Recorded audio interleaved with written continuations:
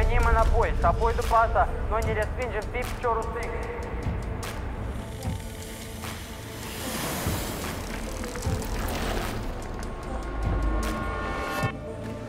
În ring, una din regulile de aur este că atunci când arbitrul observă că unul din luptători nu se poate apăra sau viața lui este pusă în pericol, el oprește lupta. Nu lovești adversarul după comanda stop, mai ales când el este doborât la pământ și nu se poate apăra. Спортсмены тренируются каждый день для того, чтобы становиться лучше и сильнее, но сила влечет за собой большую ответственность. Сила – это не про насилие. Сила – это в первую очередь про защиту.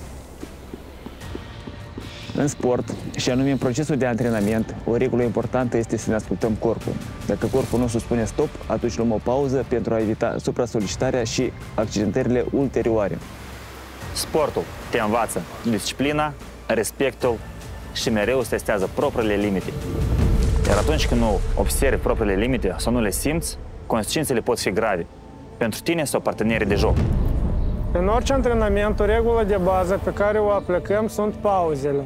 Nu te poți forța continuu pentru că așa vrei tu sau pentru că vrei să obții rezultate mai repede.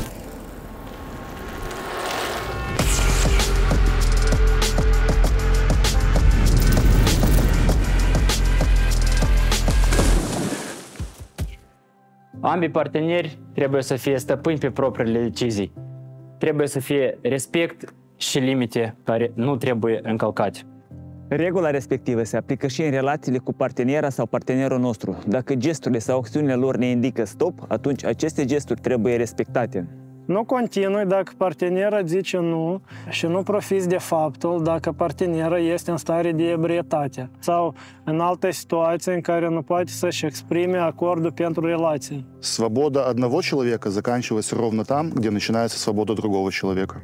Aceleași principii se aplică și în relații. Atunci când nu ești sigur de ce își dorește să o vrea partenera, te oprești.